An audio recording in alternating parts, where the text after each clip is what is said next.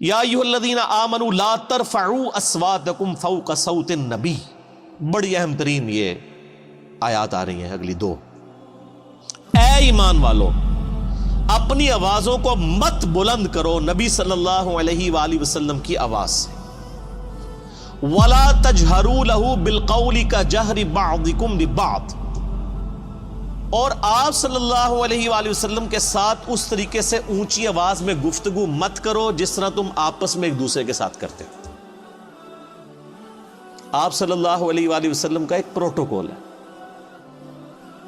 ان تحبط اعمالکم وانتم لا تشعرون، کہیں ایسا نہ ہو کہ تمہارے اعمال برباد کر دیے جائیں اور تمہیں خبر بھی نہ ہو.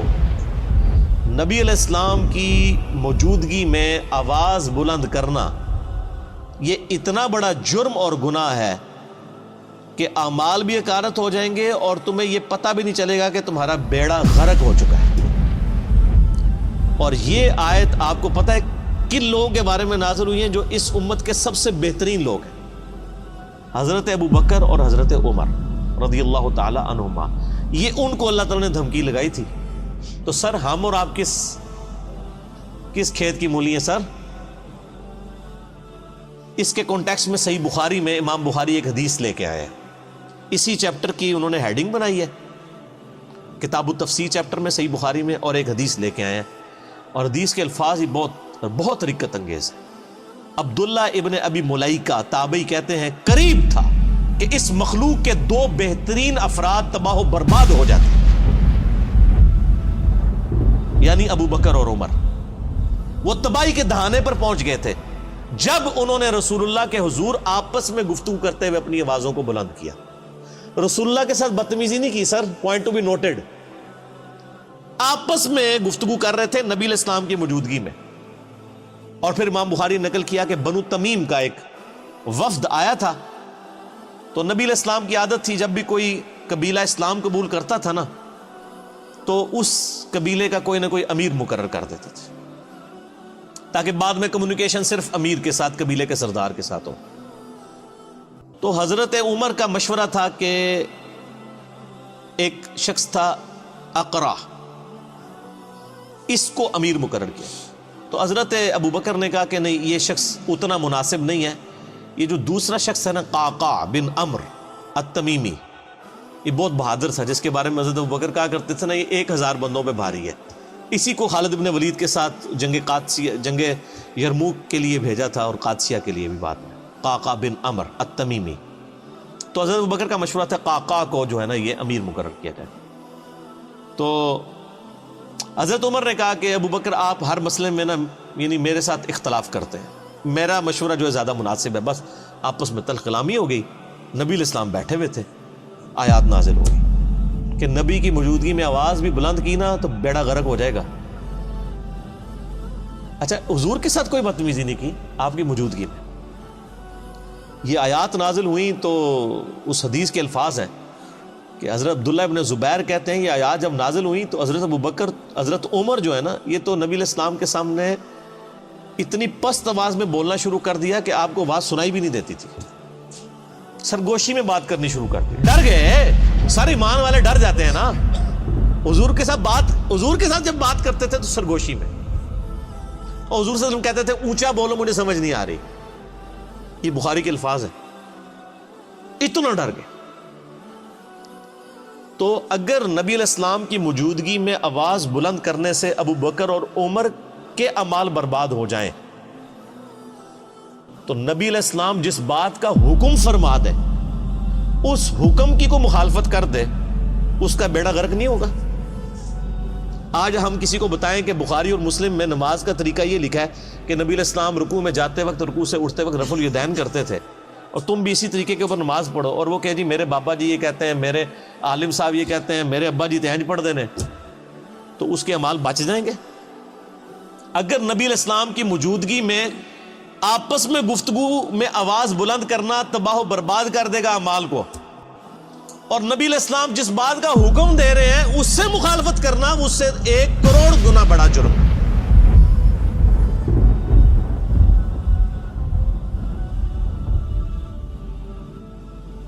ایک چیز آپ نے حکم فرما دی، اس سے مخالفت کرنا دین میں یعنی جتنی بھی چیزیں وہ اس سے بڑا جرم ہے. اس کے اندر امپلائڈ ہے یہ چیز. یہ نہ سمجھے کہ یہ حضرت ابوبکر عمر کے لیے اور آج جناب ہماری تو خیر ہے جو مرضی کرتے رہے, ہم نے کون سا حضور کے پاس جا کے بیٹھنا ہے کہ ہماری آواز بلند ہوگی. اسی آیت کے تحت تمام محدثین اور مفسرین لکھتے آئے ہیں کہ نبی علیہ السلام کی وفات کے بعد بھی قبر رسول کے اوپر آواز بلند کرنا اسی طریقے سے گستاخی ہے جس طرح کہ اس زمانے میں نبی علیہ السلام کی موجودگی میں. حتیٰ کہ صحیح بخاری میں موجود ہے, حضرت عمر ایک دفعہ رضی اللہ تعالیٰ عنہ مسجد نبوی میں, یعنی آپ نے دو بندوں کی گفتگو اونچی آواز سے سنی, آپ نے بلایا کدھر کے رہنے والے, وہ کہنے لگے ہم طائف سے ہیں. ان کا اگر تم مدینے کے ہوتے نا تو تمہاری کٹ لگاتا میں ادھر کہ تم رسول اللہ کی مسجد میں اپنی آواز کو بلند کر رہے ہو.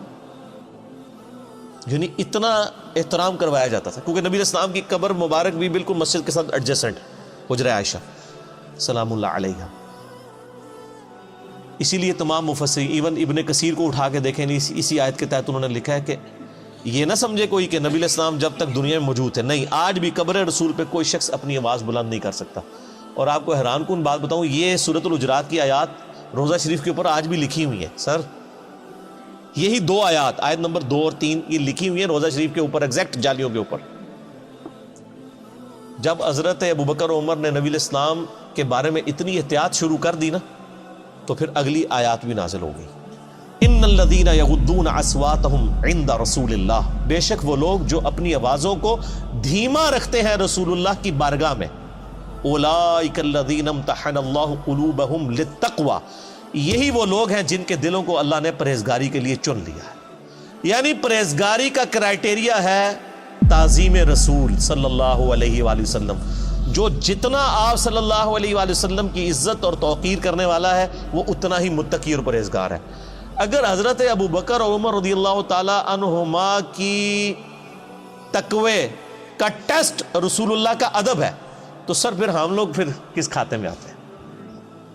اور یہ جو کچھ آج ہو رہا ہے کہ ہم لوگوں کو کتاب و سنت سے تعلیمات بتاتے ہیں اور لوگ اپنے بابوں کے شعر پڑھنا شروع کر دیتے ہیں, بابوں کی کتابیں لے کے آ جاتے ہیں. یہ کیا گستاخانہ رسول نہیں ہے؟ یہ بھی اسی لیول کے بلکہ اس سے بڑے گستاخانہ رسول ہوں گے کہ اگر یہ نبی علیہ السلام کی موجودگی میں آواز بلند کرتے, وہ چھوٹا جرم ہے اس مقابلے میں کہ آپ کوئی حکم دیں اور آپ کہیں جی میں نے تو اس پہ نہیں چلنا, میں نے تو اس چیز پہ چلنا. بہت بڑا لمحہ فکر. اسی کے تحت بخاری میں ایک اور حدیث ہے, ایک صحابی کی نیچرلی آواز اونچی تھی. جب یہ آیات نازل ہوئی نا, انہوں نے مسجد میں آنا ہی چھوڑ دیا, سر گھر بیٹھ گئے. نبی علیہ السلام نے پوچھا 3-4 دن ہوئے وہ بندہ نظر نہیں آ رہا, پتہ کرو بیمار ہے کیا ہے. پتہ کرنے گئے تو انہوں نے کہا جی میرے قرآن میں تو آیات نازل ہو گئی کہ جس کی آواز بھی بلند ہوئی تو مارا گیا, تو میری تو آواز ویسے ہی اونچی ہے, تو میں تو پھر وہاں پہ گیا تو میرا تو بیڑا غرق ہو جائے گا. اور وہ یہ سمجھ رہے کہ میرے بارے میں نازل ہوئی ہے, انہوں نے خود ہی ایزیوم کر لیا. نبی علیہ السلام نے پھر پیغام بھجوایا کہ وہ مومن ہے, اس کی آواز نیچرل اونچی ہے, اس کو تیرے بارے میں مسئلہ کوئی نہیں ہے. یعنی ان کی نیچرل آواز تھی تو ان کو بینیفٹ آف ڈاؤٹ دیا گیا کہ یہ اونچا بولتے ہیں, وہ علیحدہ معاملہ ہے. یہ ان لوگوں کے بارے میں یعنی کہ آپ علیہ السلام کی موجودگی میں جو جان بوجھ کے کوئی جھگڑا کر کے آواز بلند کریں, اس طرح کی صورت ہے. ویسے اگر کوئی بولنے میں ویسے جس کی آواز بلند ہے تو اس کو بینیفٹ آف ڈاؤٹ دیا گیا, یعنی یہی دین فطرت ہے نا. تو بہر صحابہ کرام کو آپ دیکھ لیں, اللہ فرماتا ہے ان کے دلوں کو ہم نے تقوی کے لیے چن لیا ہے. جو رسول اللہ کے حضور اپنی آوازوں کو پست کرتے ہیں, لہم مغفرۃ و اجر عظیم, ان کے لیے مغفرت بھی ہے اور بہت بڑا اجر ہے. جو نبی علیہ السلام کا ادب کرنے والے لوگ ہیں, آپ علیہ السلام کی بارگاہ میں مؤدب بن کے بیٹھتے ہیں. رسول اللہ علیہ وسلم کا ادب آج بھی اسی طریقے سے. قبر رسول کے سامنے یہ آیات اوپر لکھی ہوئی ہیں روضہ شریف کے اوپر, اور وہاں پر بھی یعنی آپس میں تو گفتگو کرنی نہیں چاہیے کسی کو, اشاروں کے ساتھ گفتگو. اور آپ دیکھیں وہاں پہ جو لوگ یعنی انہوں نے لوگ کھڑے کیے ہوتے ہیں نا, یعنی وہاں پہ شرطے عرب حکومت کی طرف سے, تو وہ باقاعدہ یعنی لوگوں کو اشارے سے سمجھا رہے ہوتے ہیں, وہ اپنی آواز نہیں وہاں پہ نکالتے. ٹھیک ہے. اور ہمارے ماشاءاللہ پاکستانی اسلام عرض کرنے کے لیے جاتے ہیں نا تو پھر جالیوں کے سامنے کھڑے ہی ہو جاتے ہیں. وہ یہ بھول جاتے ہیں کہ پیچھے ہزاروں لوگ ہیں جو باب السلام سے داخل ہو کے باب البقیع سے انہوں نے باہر نکلنا ہے. یعنی ایک طرف سے لوگ داخل ہوتے ہیں اور پھر روضہ شریف پہ حاضری دے کے دوسرے دروازے سے باہر نکلنا ہے. اگر بیچ میں لوگ کھڑے ہو جائیں تو پچھلے والوں نے حاضری کیسے دینی ہے؟ تو چند لمحات کے لیے آپ کھڑے ہوں, صلاۃ و سلام عرض کریں, وہ 4 کتابوں میں صحیح سند کے ساتھ آیا ہے، المصنف ابن ابی شیبہ میں، اور الموطا امام مالک میں، سنن الکبریٰ البیہقی میں، اور فضل الصلاۃ علی النبی میں، اور مصنف ابن ابی شیبہ کا نمبر بھی مجھے یاد ہے 11793 کہ عبداللہ بن عمر جب بھی قبر رسول پہ حاضر ہوتے، جب کبھی بھی سفر کا ارادہ کرتے یا واپس آتے تو پہلے مسجد نبوی میں 2 نفل پڑھتے، پھر روضہ شریف پہ آ کے عرض کرتے السلام علیکہ یا رسول اللہ، پھر السلام علیکہ یا ابا بکر، یعنی ساتھ ابو بکر کی قبر کے اوپر رضی اللہ تعالیٰ عنہما، اور پھر سیدنا عمر کی قبر کے اوپر السلام علیکہ یا عمر، اور بعض روایتوں میں آتا ہے السلام علیکہ یا ابتا، میرے باپ آپ پر سلام ہو۔ اور ابو داؤد میں حدیث ہے کہ میری قبر پہ میلہ نہ لگا لینا، دنیا کے کسی بھی حصے میں درود پڑھو گے اللہ تعالیٰ تمہارا درود میرے تک پہنچا دے گا۔ تو درود پڑھنے کے لیے بھی وہاں پہ میلہ نہیں لگایا جا سکتا، وہ لوگ پورا جناب وہ صلاۃ و سلام شروع ہوتے ہیں، پھر وہ آدھا گھنٹہ کھڑے رہتے ہیں، پھر سیلفیاں بنا رہے ہوتے ہیں، پھر ویڈیو ریکارڈ کر رہے ہوتے ہیں اور سمجھ رہے ہوتے ہیں کہ نیکی کا کام کر رہے ہیں۔ نبی علیہ السلام فرمایا کہ درود و سلام کے لیے بھی میری قبر پہ میلہ نہیں لگانا، یعنی سب سے بہترین کام روضہ شریف پہ کیا ہو سکتا ہے؟ صلاۃ و سلام عرض کرنا۔ درود شریف صحیح مسلم میں حدیث ہے جو ایک دفعہ درود شریف پڑھے اللہ تعالیٰ اس پہ 10 رحمتیں نازل فرمائے گا، سنن نسائی میں موجود ہے، 10 رحمتیں بھی نازل فرمائے گا، 10 گناہ بھی معاف کر دے گا، 10 درجات بھی بلند کر دے گا۔ ٹھیک ہے، لیکن فرمایا میری قبر پہ میلہ نہیں لگانا، درود کے لیے بھی سلام عرض کریں، دوسرے باہر نکلے باہر بیٹھ کے درود شریف پڑھیں، دنیا کے کسی حصے میں بھی پڑھیں گے سلام پہنچ جائے گا۔ سنن نسائی میں حدیث ہے کہ کچھ فرشتے ہیں جو زمین میں سیاحت کرتے ہیں اور میرے امتیوں کا سلام میرے تک پہنچاتے رہتے ہیں۔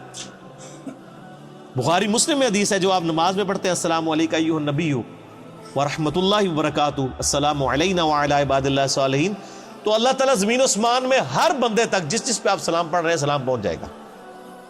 السلام علینا وعلی عباد اللہ الصالحین، عباد اللہ الصالحین میں تمام انبیاء، تمام فرشتے، تمام صحابہ اور صحیح العقیدہ جو اولیاء اللہ گزرے ہیں وہ سارے کے سارے شامل ہیں، اللہ تعالیٰ سلام پہنچا۔ بہرحال یہ ایک ڈیٹیل طرف ٹاپک ہے میرا، درود شریف پہ مسئلہ نمبر 56 آپ ڈیٹیل کے ساتھ 2 گھنٹے کا دیکھ لیں، اس میں میں نے کئی ایک احکامات اور بھی بتائے ہیں۔